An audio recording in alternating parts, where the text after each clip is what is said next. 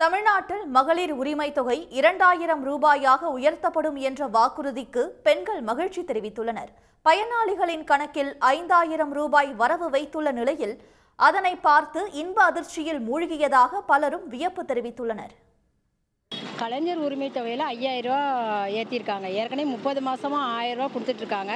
அப்புறம் நான் மெசேஜை பார்த்ததில் வந்து பிப்ரவரி, மார்ச், ஏப்ரல் 3 மாதத்துக்கு உள்ள 3000ம் கோடை காலத்துக்குள்ள ரூபா 2000ன்னு சொல்லி எங்களுக்கு வந்து போட்டிருக்காங்க. ரொம்ப ரொம்ப மகிழ்ச்சியாக இருக்குது. இந்த கலைஞர் மகளிர் உரிமை தொகை வந்து காலையில் ஒரு 7:30க்கு மெசேஜ் வந்துச்சு. 5000 ரூபா இருந்துச்சு. அது ரொம்ப சந்தோஷமாக இருந்துச்சு. இது வந்து மகளிர்களுக்கு வந்து இந்த பிள்ளைகளுக்கு ஃபீஸ் கட்டுறதுக்கு ரொம்ப பயனுள்ளதாக அமையும் 5000 ரூபா போட்டதுனால. அதனால் இந்த எப்போதும் மாதம் 1000 ரூபா ஏறிக்கிட்டு இருந்துச்சு.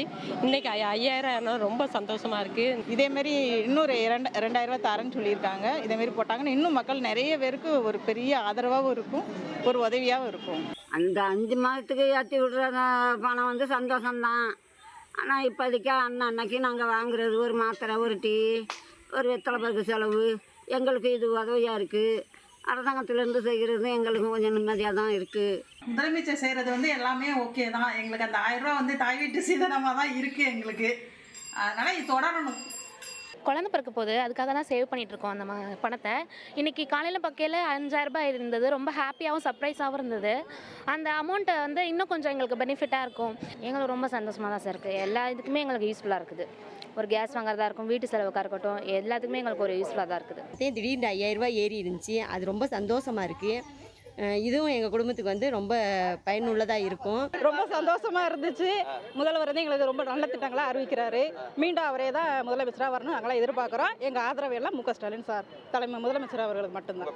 அந்த 1000 ரூபாய் வச்சு நாங்கள் வந்து சிலிண்டர் வாங்குகிறோம், வீட்டு செலவுக்கு வந்து உபயோகப்படுது. இப்போ 5000 ரூபாய் போட்டுக்கிறீங்க, நீங்களே வரணும். 1000 ரூபா பணத்தை 2000 ரூபாயை உயர்த்த போகிறதா முதலமைச்சர் சொல்லியிருக்காரு.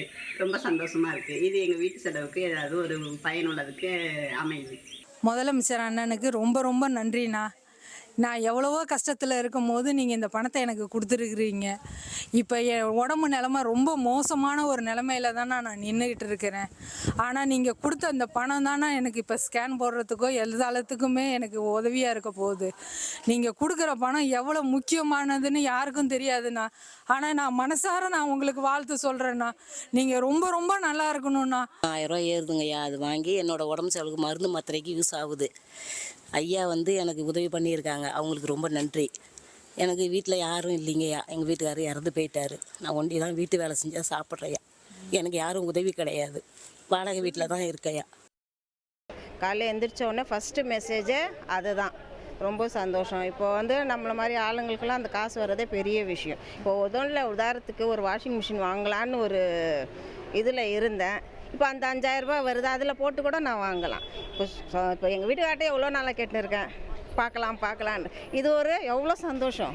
ரொம்ப மகிழ்ச்சியாக இருக்குது எங்களுக்கு. அந்த 2000 ரூபாய் வந்து ஒரு பெண் குழந்தைக்கோ இல்லை ஆண் குழந்தைக்கோ எதுக்கோ ஒரு நல்ல யூஸுக்காக தான் யூஸ் பண்ணுவோம் சார். நாங்கள் ரொம்ப நன்றி. முதலமைச்சர் வந்து மாதம் 1000 ரூபா பணம் போடுறாங்க. ஃபஸ்ட்டெல்லாம் வீட்டு செலவுக்காண்டி வீட்டுக்காரங்கள்ட்ட போய் கேட்போம், 50 கொடுங்க 100 கொடுங்கன்ட்டு. இப்போல்லாம் அதை பற்றி எங்களுக்கு கவலையே இல்லை. ஏதாவது அர்ஜென்ட்டு காசுனா முதலமைச்சர் பணம் போட்டிருக்காங்க, அதை போய் எடுத்து நாங்கள் செலவு பண்ணுறோம். இப்போ 5000 ரூபா போட்டிருக்காங்க. ரொம்ப சந்தோஷமாக இருக்குது. முதலமைச்சருக்கு ரொம்ப நன்றி. மாதம் உதவித்தொகை 1000 ரூபாய் வந்தது. காலையில் எனக்கு 5000 ரூபாய் இந்த அக்கௌண்ட்டில் விழுந்ததுன்னு சொன்னாங்க. அது எவ்வளோ பெரிய ஆச்சரியம் தெரியுமா எங்களுக்கு.